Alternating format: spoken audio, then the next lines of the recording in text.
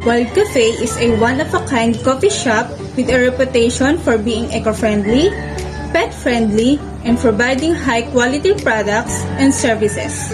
Our cafe promotes the environment on how to help and save it in protecting the wildlife. Our cafe is unique not because of our theme, but it is because of what we have, which is the center of view of the Taal volcano. Wild Cafe is the name of our business because our cafe is eco-friendly, simply because in our cafe you don't just drink coffee but also bond with animals. Our mission is to acknowledge our consumer regarding to the importance of our nature and its endangered species. Our vision is to establish Wild Cafe as a nature-friendly dinner, whereas non-biodegradable materials doesn't exist. The type of our business is coffee shop or cafe. The theme of our cafe is safari theme. We come up to this type of business because coffee shops are well known for being a place where you can get any type of coffee and related coffee beverages whenever and wherever you need. The competitive advantage of our business is that our business is in demand with all of the people. In our Wild Cafe business, we market it using social media platforms to make it easier to search what they want to know about our business using our page. The Wild Cafe restaurant has a very spacious area in order to serve variety of foods like cuisines and pastries for its customers. For instance, in our restaurant, the kitchen is divided into two. One is for the main dishes like pasta, pizza, and sandwiches. The other one is the bakery, which where the pastries will be made. We purposely separated the kitchen and the dishwashing area so that we can prevent the dirty dishes and the soap from getting into food.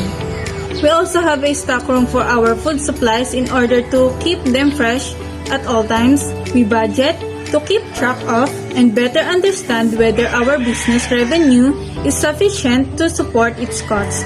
So every time we have a new idea on what we design in our cafe, we allocate sufficient funds. We are 5 persons who manage our cafe. We are graduating at City College of Tagaytay under the course of Bachelor of Science in Hospitality Management. We all assist in covering the long hours to operate our cafe. Our wages are fixed and it depends on what we have talked about. We have a sales analysis every day so that we could have a detailed report that shows a business sales performance as well as customer data and generated revenue. SWOT analysis of Wild Cafe. The strength of Wild Cafe is that our employees are trained to provide an excellent service and give a high quality product and experience. Weaknesses that get high prices of the product, hard to find the location, and especially limited products. The opportunity of Wild Cafe is to build a good relationship with influencer and demand delivery service. The location is surrounded with the vacant spaces that will be a threat for the Wild Cafe because it is an opportunity for other business to build and to open that's similar to our business. Online survey questionnaire. Our online survey questionnaire contains the question that we can use as a basis for what our customer can enjoy and what they're looking for when it comes to the coffee they will drink. And also to find out if they can also enjoy the unique theme of our cafe. The site selection planning.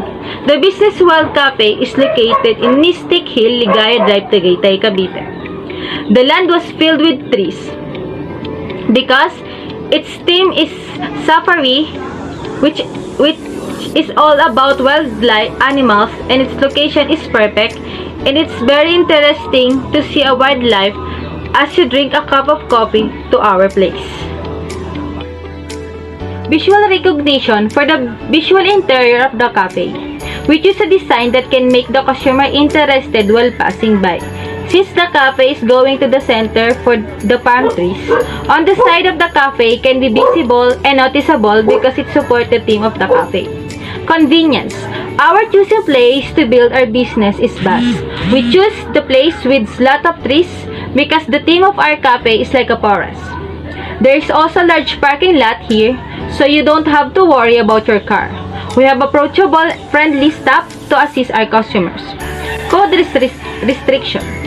The Wild Cafe is located on the Tagaytay. Because of the COVID pandemic, our coffee has a code restriction that every customer must be vaccinated and have a vaccination card, and must monitor their temperature and make social distancing. Environmental issue. Since we located our cafe in rural areas, which is here on peaceful in its provincial look, we have a big tank to save water and supply in the cafe. We have a separated trash can for food waste, and we also use eco-friendly cups. We sure that our cafe knows how to handle the environmental issue that make our company staff, especially for our customer. By obtaining the necessary approvals here in our cafe, we must have the following permits: Zoning Board, Health Department, Fire Marshal, Electrical Permit, Water Permit, Business Permit, Building Permit, and Telephone Company. Because every cafe needs an internet connection, with these permits, we will be able to operate with the approvals of different departments. Our floor plan consists a total land area of 84 square meters, which supports the required spaces regarding on how we will accommodate our customers and take care of our animals inside the establishment. At the center of the floor plan is the cafe itself, which you will find the amount of tables available inside the dining room and other rooms like the kitchen, bakery, and office rooms. At the front of the cafe is the parking lot and the alfresco dining, while at the back of it is where we will place our animals. The sides of our cafe was water. In order for the koi fishes to swim around, we also have an artificial waterfall and fountains, two at the front and a huge one at the back to add a touch of elegance. The branding of Wild Cafe is more about on taking care of our nature. That's why we come up with these ideas on how we will able to define our brand that will relate on our environment. We're using eco-friendly materials in our plates, cutleries, and even on our take-out packages in order to encourage and influence our economy in preserving the nature. Our cafe is one of a kind because it also comes with fun activities like feeding different kinds of friendly animals and learning about them. The benefits that the customers may get from us is when they buy our products, they also support on making the earth plastic free. For the requirements in our employees' uniforms, the male and female waiters must have a polo, apron, and black shoes. For the chef's uniform, a white chef's uniform, and apron with a clean towel. For the animal caretaker's uniform, they must wear a safari uniform to easily identify their role in the cafe. The manager and office staffs has almost the same uniform, which is a formal attire. For the janitor and janitress, a comfy slacks, loose t-shirt, dungarees, overall, and a comfortable shoes to be able to perform their tasks well. Lastly, for the security guards, uniform, they must wear the board-issued uniforms. This is the Wild Cafe menu. Our menu came from the idea of wild, so our theme is forest because you can usually see wild animals in the forest. The Wild Cafe menu consists of 5 food categories including pasta, pizza, salad, pastries, and the other which also contains different food types, and 3 drink categories including frap, coffee, and other beverages. All the food and drinks in our menu, we do menu costing to know the actual selling price and to know how we will profit from it. The serving of each meal or how many people is important to estimate only the ingredients needed. The markup percentage is 300% because of food restaurant price is about 3 times its wholesale cost. For the financial plan, the first thing we did was the calculation of projected sales.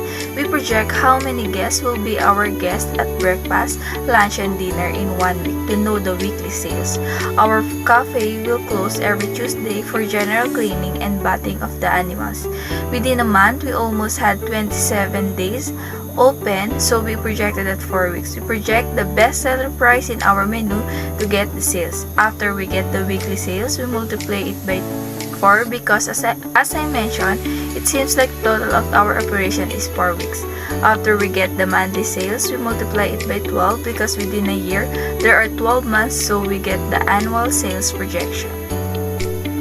We created the projected comparative balance sheet. To get total liabilities and equity, we add the total of current asset and the total of fixed asset. We also project the possible liabilities of our cafe. We also include the long-term debt and the capitalization. In pro forma statement of profit and loss under revenue, we divide the projected annual sales for food and beverage. We subtract the cost of food sales and beverage sales, then we add the answer to get the gross profit of sales. We also projected the controllable expenses like salaries, benefits, utilities, equipment, etc. We get the net profit before taxes by subtracting the gross profit of sales and total controllable and fixed expenses. In calculating the return of investment, we subtract the net profit before taxes to the total asset to get the net return. Then we divide the net return to the total asset, then we multiply it by 100. We round off the answer to get the return of investment. In our business, The Wild Cafe, we implemented an implementation plan wherein our objective and goals must be done by each of the owners in our business. In our implementation plan, we have put there the different action that is need to be done in our business. We also put there if it's critical or not. And we also put who is responsible to do that action. Like for example, one of the owners like Enard Senina. And for the deadline, we have put there when should that action will be done. In our implementation plan, we have put there different kinds of actions. Like in people, it unders there our employees, the meetings with our employees, and opening accounts for the suppliers. And we also put there the training of the employees. We also put in our implementation plan the processes, wherein the processes unders the preparing of the documents needed for the permit, and we also put there the registration of our business in the processes. We also put there the managing of all the permits and the settling of all the documents needed. And we also put in our processes the deadline where our manager or our owners will do that action.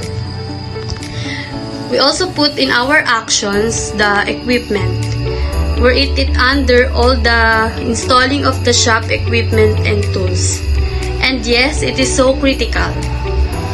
We also put in our actions our partners by meeting all the investors that is needed in our business.